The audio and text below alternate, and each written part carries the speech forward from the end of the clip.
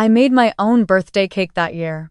Lemon with vanilla frosting, 3 layers, the kind that takes most of a Saturday afternoon to get right. I had never done 3 layers before. I figured 32 was worth the effort. I sent the invites 6 weeks early.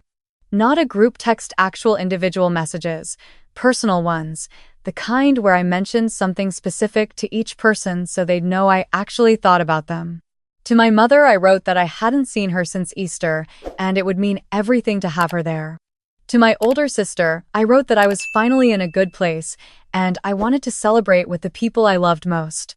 To my younger brother, I kept it short because that's how he likes things, just the date, the address, you better show up with a little smiley face after it.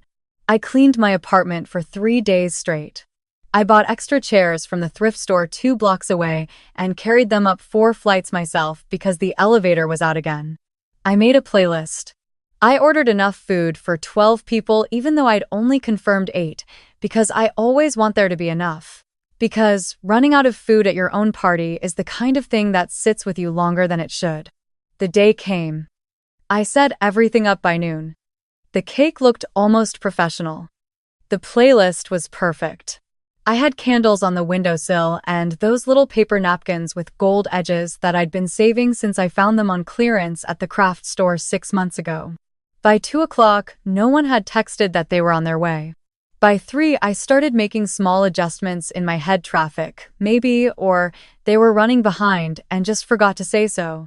By 4, I stopped adjusting and just sat down on the floor next to the coffee table, looking at the food I had laid out, and I didn't move for a long time.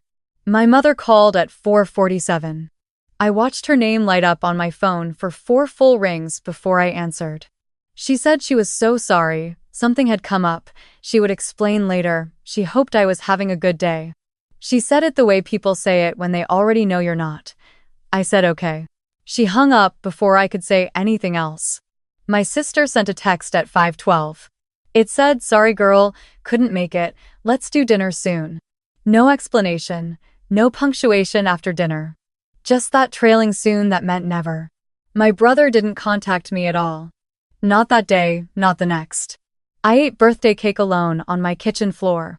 I ate 2 slices and then I put the rest in the freezer because I didn't know what else to do with it, and throwing it away felt like something I wasn't ready to do yet.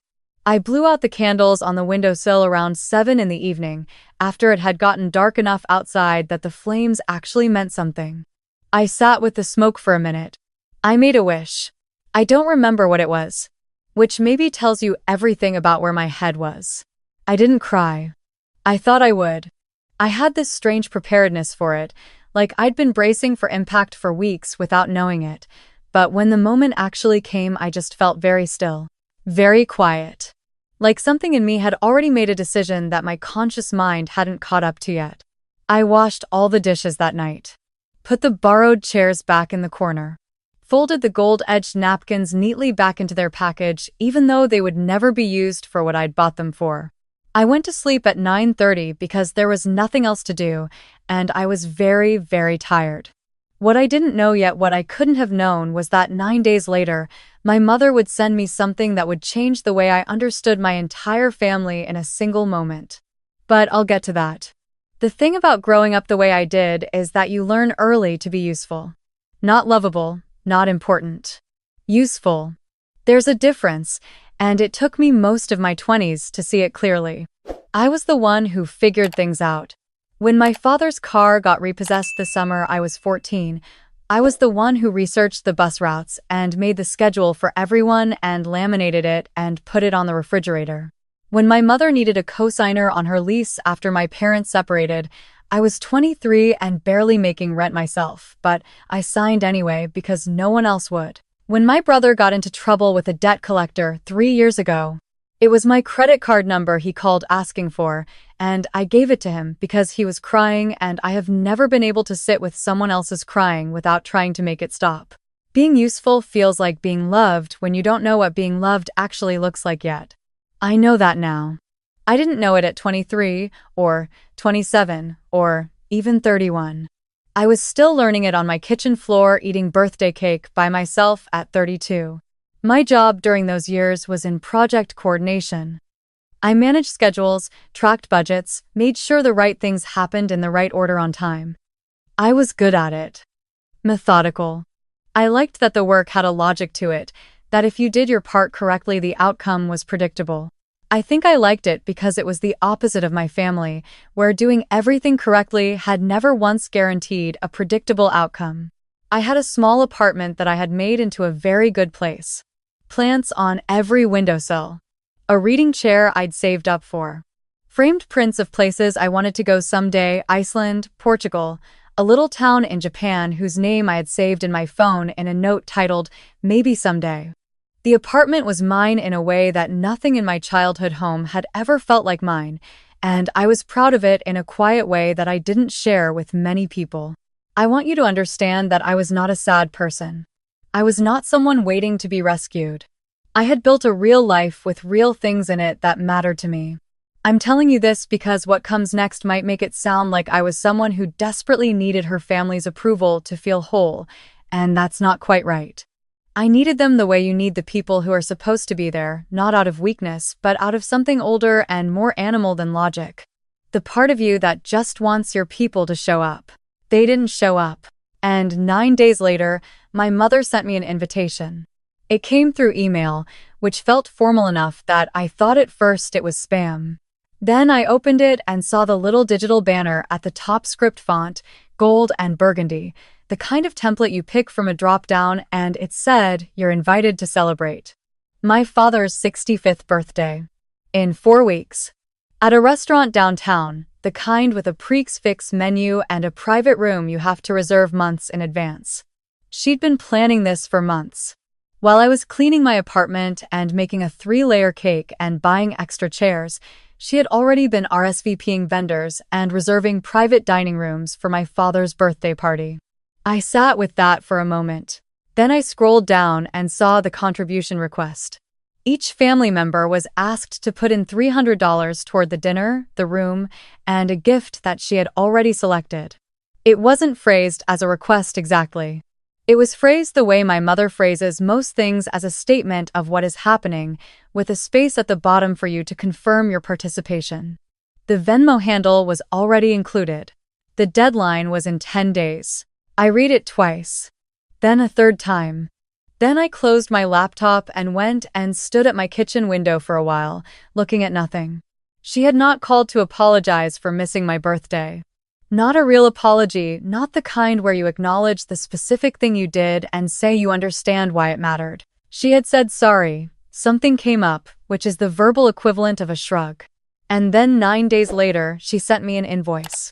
I want to be careful here because I know how this sounds, and I know there are people who will say she's your mother, or family is complicated, or maybe you should just talk to her. I had talked to her. I had talked to her for 32 years. I knew exactly what a conversation with my mother looked like when she didn't want to be held accountable for something, the subject change, the reference to everything she had sacrificed, the way the conversation always ended with me somehow comforting her about my own feelings. I wasn't angry. I want to be clear about that, because anger would have been simpler. What I felt was something closer to the last piece of a puzzle clicking into place, that specific, irreversible clarity of finally seeing the full picture and understanding that you have been looking at it wrong for a very long time. I was not a daughter to them. I was a function. I was the one who showed up, who signed things, who sent money when asked, who could be counted on to absorb inconvenience without making it difficult for anyone. I was load-bearing in the way that infrastructure is load-bearing, essential, invisible, and never thought about until something needs fixing. I closed the invitation email without responding. I didn't respond for 3 days. During those 3 days, I went to work. I came home. I watered my plants. I read 40 pages of a book. I can't remember now. I made soup from scratch because making things from scratch is what I do when I need to feel like I have some control over outcomes. I thought a lot. I thought the way you think when you already know what you're going to do, but you want to be sure, not just reactive sure, not just hurt feelings sure, but the deep, bone-level sure that you can stand behind for years without regret. On the 3rd day, I wrote my mother a message. Not an email, a text, because I wanted it to be direct and I didn't want a subject line. I didn't want the formality of a letter. Just words between two people. I said, I got the invitation. I won't be contributing, and I won't be attending. I love Dad, and I hope he has a wonderful birthday. I also need you to know that I'm taking some time for myself right now. I won't be as available as I have been. This isn't about being angry. It's about taking care of myself the way I've been taking care of everyone else for a long time. I read it 6 times. I changed 2 words. Then I sent it. Then I turned my phone face down on the counter and went and sat in my reading chair and stayed there for a long time. I want to tell you what happened next in the order it actually happened, because the order matters. Within 2 hours, my sister had called 4 times. I did not answer. She left one voicemail that said, approximately, "What is going on? Mom is really upset. Can you just call her back? This is so dramatic. It's Dad's birthday." The voicemail was 1 minute and 40 seconds long, and the word dramatic appeared in it 3 times. My brother texted me the next morning. Just, seriously? With a period after it, which from him is the equivalent of a formal letter of grievance. My mother called that evening, and I sent it to voicemail. She did not leave a message. She called again at 9 p.m. Again, I didn't answer. This is relevant because she had not called me at all in the 9 days between my birthday and the invitation. Not once. Not to check in, not to follow up on her sorry, something came up, not to ask how I was. But now, suddenly, I was reachable by phone. What I had done, and I want to explain this carefully because it matters, was not disappear. I didn't change my number. I didn't move. I simply became unavailable, which is different. Available means something. It means you have decided that another person's access to you is something they are entitled to. I had decided, for the first time in my life, that my availability was something I got to determine. I set my phone to do not disturb for everyone except 2 friends and my coworker who needed me for a project deadline. I went about my week. I went to work. I stopped at the farmer's market on Saturday morning, the one 3 blocks away that I always meant to go to and never did because Saturdays used to get eaten up by family things. I bought tomatoes and a small pot of herbs and a jar of local honey. I came home. I cooked. It was a genuinely nice day, which felt almost rude given everything, but I let it be nice anyway. On Tuesday of the following week, my mother texted from a number I didn't recognize. I knew it was her before I opened it because the message started with "It's Mom," which is something she only does when she thinks I might not know it's her, which means she knew I had been declining her calls from her regular number. The message said, "I don't know what's happening with you, but this is affecting the whole family. Your father is going to be heartbroken if you're not there. I didn't raise you to be this selfish. Call me." I read it. I put the phone down. I picked it up again and read it one more time, very slowly, the way you read something when you want to be sure you're not misunderstanding it. I didn't raise you to be this selfish. I had, the previous month, listened to my mother explain for 40 minutes why she couldn't help pay my brother's car insurance even though she had just returned from a trip to Myrtle Beach. I had, 6 months before that, covered a bill for my sister during a tight month and been paid back 5 months late with no acknowledgement that it was late. I had shown up, signed things, covered things, remembered things, organized things for most of my adult life. I had made a birthday cake from scratch and carried borrowed chairs up 4 flights of stairs for a party that no one came to. Selfish. I sat with that word for a long time. Then I did something I had never done before in my life. I did not respond. I did not explain myself. I did not defend myself or contextualize or offer any of the emotional labor that I had always reflexively provided whenever someone in my family was uncomfortable. I just set the phone down and went to water my plants. The silence was the most powerful thing I had ever not said. The thing no one tells you about stepping back from your family is how loud everything else gets, and I mean that in a good way. When you stop spending your energy in one direction, it has to go somewhere, and for me it went into my actual life, the one I had been showing up to but not quite inhabiting for years. I started going to bed at a reasonable hour. I started leaving work at the actual end of my shift instead of staying to handle things that weren't technically my responsibility.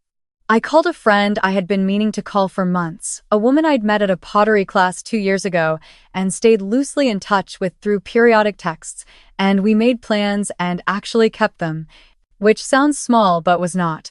I did something else, too. I started writing. Not formally, not for anyone's benefit, just a document on my laptop that I opened in the evenings and typed into. Everything went in there. The birthday. The invitation. The voicemail where my sister said dramatic 3 times. The text from my mother about selfishness. I typed it all in without editing, without trying to make it fair or balanced, just putting it down the way it actually felt. There's a version of this where I talk about how therapeutic that was, and it was, but more than that, it was clarifying. Seeing it in words, the full accumulation of it, made it very hard to minimize. You can minimize a feeling, but it's harder to minimize a list. 2 weeks passed. Then 3. My family's attempts to contact me had slowed significantly. I think they ran out of things to say that didn't involve some version of demanding. I explained myself, and I had made it clear, through continued silence, that I was not going to do that. Then my aunt called. My aunt is my mother's older sister, and she had been, my entire childhood, the person my mother deployed in situations like this. She was the reasonable one, the one who could get through to me, the one whose calls I always answered because she was different, gentler, less performative about it. I answered out of old habit before I'd fully thought it through. She was warm. She asked how I was. She said she'd been thinking about me. She said she just wanted to check in. We talked for a few minutes about nothing in particular, her garden, a book we'd both read.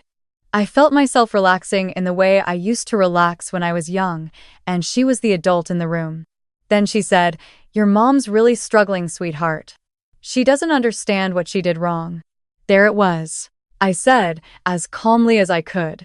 "I know she doesn't. That's actually the heart of it." My aunt said, "You know she loves you." I said, "I believe she does. And I'm still going to take this time." There was a pause. Then she said, "You're really going to miss your dad's birthday?" And something in me, not cruel, not bitter, just honest, said, "My family missed my birthday too." I made a cake. I set chairs up. No one came. That happened. My aunt was quiet for a moment. Then she said, very carefully, "I didn't know that." "I know," I said. No one talked about it. We stayed on the phone for a few more minutes. When I hung up, I wasn't sure what would come of it, and I decided it didn't matter. I hadn't said it to make anything happen. I had said it because it was true, and it deserved to be said out loud to at least one person in my family. My father's birthday came and went.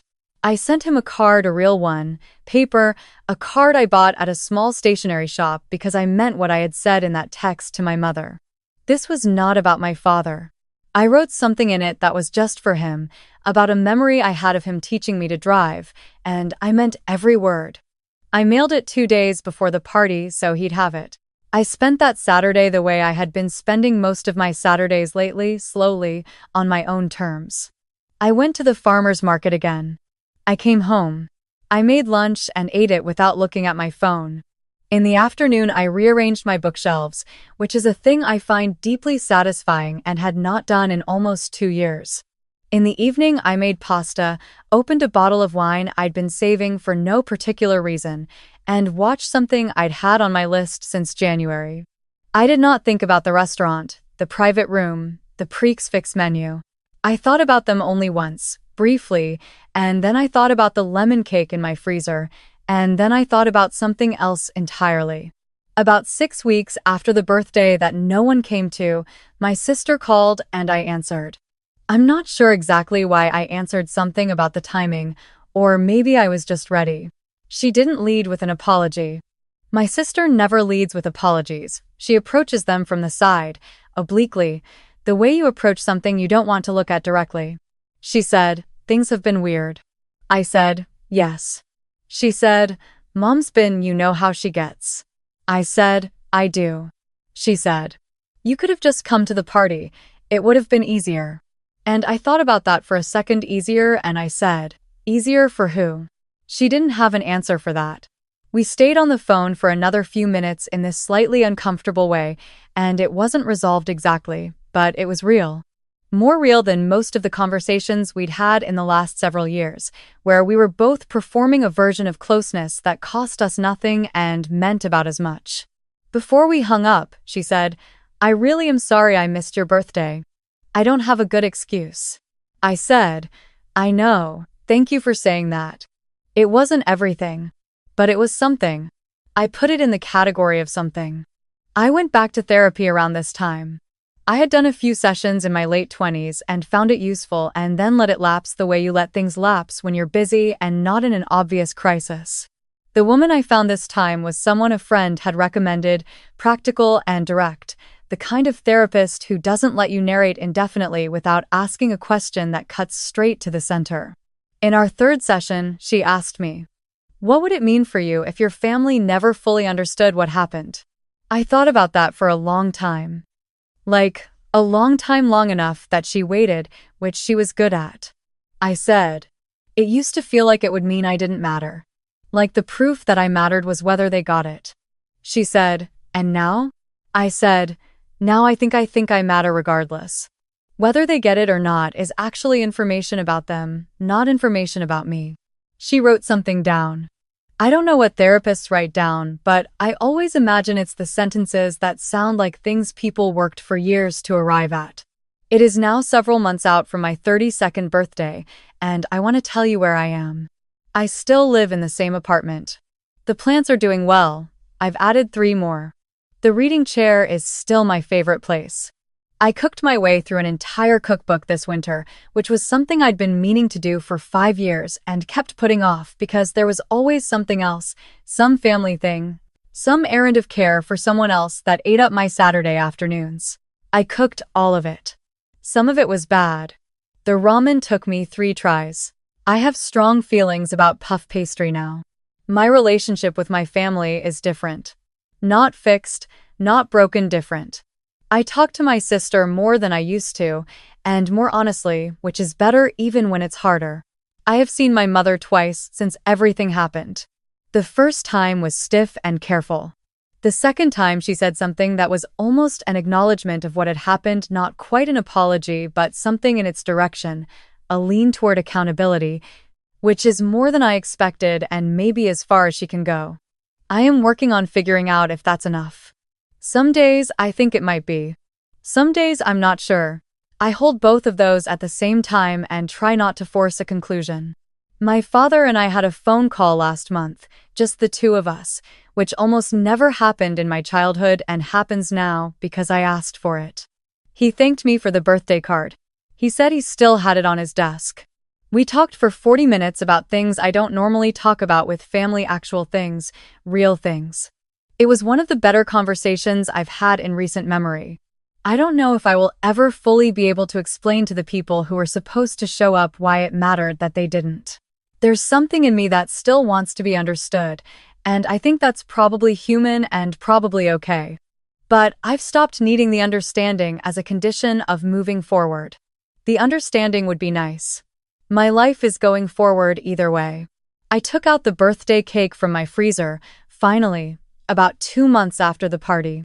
I had been walking past it in there for weeks, that one remaining slice in its little container, and one evening I just got it out, let it thaw, sat down at my kitchen table, and ate it with a fork.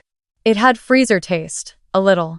It was still pretty good, lemon frosting keeps.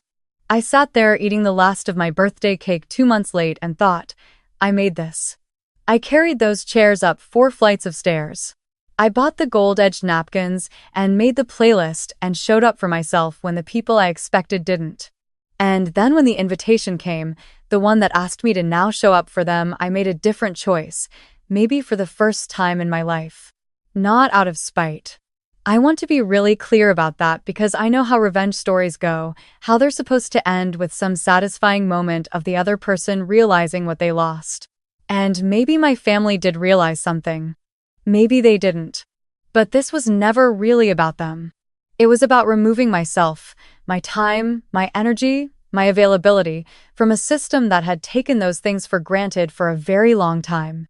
It was about discovering slowly, imperfectly, through a lot of Saturdays alone, and a therapist who asks the right questions and a lot of honest writing into a document no one will ever read, that I was worth showing up for. That I had been worth it all along. The morning of my 33rd birthday, I didn't throw a party.